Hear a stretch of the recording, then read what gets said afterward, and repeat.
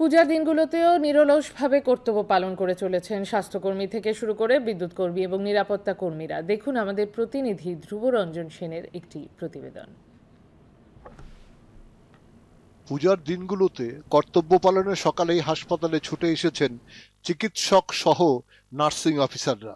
নিজেদের দায়িত্ব পালনকে অগ্রাধিকার দিয়েই তাঁরা রোগীর পরিষেবা দিচ্ছেন, বললেন এজিএমসির অ্যাসোসিয়েট প্রফেসর ডাক্তার দীপ্তেন্দু চৌধুরী ও নীলোৎপল চাকমা।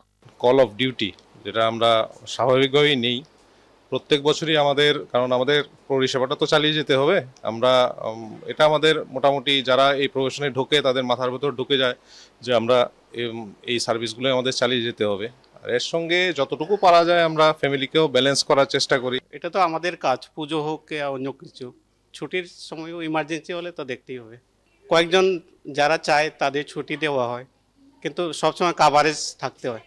পূজার দুদিন রোস্টারে ছুটি পেয়েছেন, সংসার সামলে চলে এসেছেন হাসপাতালে, বললেন নার্সিং অফিসার শিপ্রা দেবনাথ। পুজো তো বছরে একবার আসে সবার জন্য, কিন্তু আমাদের যে একটা ডিউটি এই সার্ভিসে মানে আমাদের প্রাধান্য দিতে হবে সবার আগে হসপিটালে ডিউটি কি, কিন্তু তার মধ্যে আমরা পুজো দেখি, ম্যানেজ করে সংসার ম্যানেজ করে সব কিছু ম্যানেজ করে পুজোতে আসি।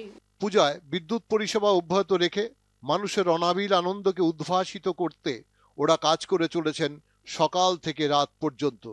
ঝুঁকি থাকে কিন্তু সুরক্ষার দিকেও সচেতন ওরা, বললেন বিদ্যুৎ কর্মী তাপস মিয়া।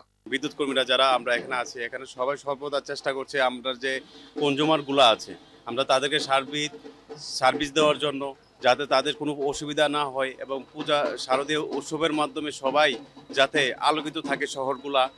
অন্যের আনন্দ নিশ্চিত করতে, শান্তি সম্প্রীতি অটুট রাখতে পুলিশ ও নিরাপত্তা কর্মীরা মহান দায়িত্ব কাঁধে তুলে নিয়েছেন।